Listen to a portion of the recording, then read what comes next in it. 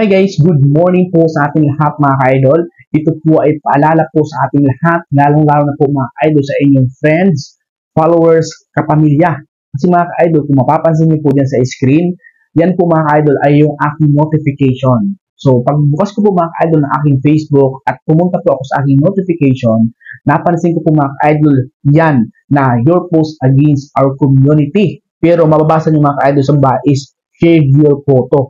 Kapag nabasa niyo po mga ka-idol na ganyan, is share your photo, ibig sabihin mga ka-idol, dyan po ay hindi po legit. Mga ka-idol, kapag clinic niyo po yan mga ka-idol, kung mapapansin niyo mga ka-idol, ang lalabas po dyan, iyan. Your post against our community. Pag binasa niyo po yan mga ka-idol, talagang mangangamba kayo, matatakot kayo. Kasi violation po siya, mabigat pong violation mga ka-idol kapag about po sa community. Ang sabi po dyan mga ka-idol, your page will be disabled because someone has reported you for not complying with the terms of service. So, dun ko kapaisip ka may hindi ka na-comply. If you believe your account was reported by mistake, re-verify your account to avoid getting banned.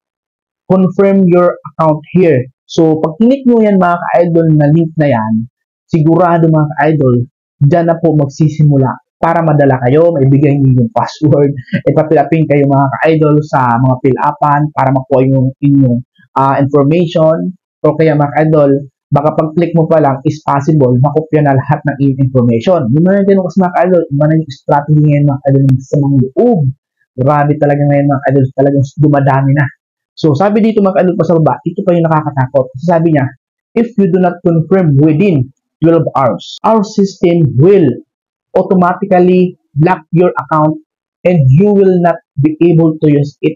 Sabi no? So sa loob po mga ka-idol ng 12 hours, kapag hindi ka mga ka-idol makapag-comply dito, hindi ka makapag-apply mga ka-idol, ang account mo mga ka-idol is hindi mo ito magagamit.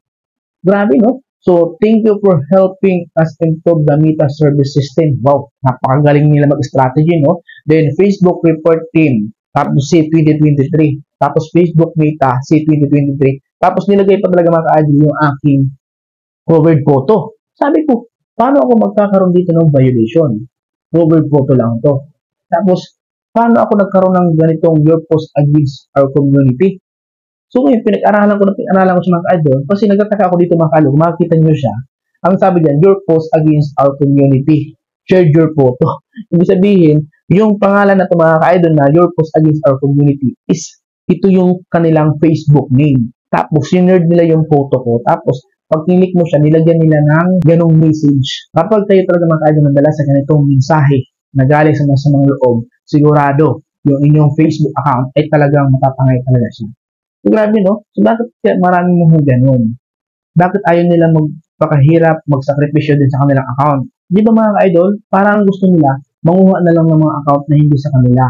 So, hindi natin alam kung bakit gano'n yung kanilang mission, no? Mission nila kasi marami silang mga gustong makuha ang account na hindi nila pag-may-ari. Hindi natin sila kayang controlling kasi sila yon. Kaya mga ka-idol, bilang ikaw ay viewers ko, followers ko, supporters ko, friends ko, family ko, mga ka-idol, please, huwag po kayo maniwala basta-basta sa mga ganyan. Bago po kayo mga ka-idol maniwala, mas maganda mga idol na makipag-ugnayan kayo sa ating Meta support sa inyong Facebook mismo. And then, alamin nyo kung ito ba ito. And huwag po basta-basta mag-click ng link. Dahil mga idol, kapag kayo po nag-click ng link yan, sigurado, yan na po mga idol ang simula para makuha yung account nyo. So, grabe, hindi natin alam kung bakit. So, mga idol, ingat-ingat na lang po. Please, kaya po ginawa ko to dahil nagkaroon po ako ng ganitong experience. So, ngayon lang po ito nangyari dahil tinanggal ko po yung aking contact sa aking Facebook. Ngayon ang nangyari, pinasok na naman nila yung ating notification. Magpapanggap sila na sila yung system ng Facebook. Kaya mga ka-idol, ingat po tayong lahat. So, yun lang mga idol. Sana nagkaroon ka po ng idea sa video nito. At kung nagkaroon ka ng idea mga idol, share mo ang video nito sa ganun. Ma-aware din po ang inyong mga friends, followers, at pamilya. And syempre, huwag mo kakalimutan na i-click ang follow button nyo sa baba para lagi kang updated sa lahat ng mga tutorials video ko na i-upload dito sa ating Facebook page. So, yun lamang po. God bless po sa ating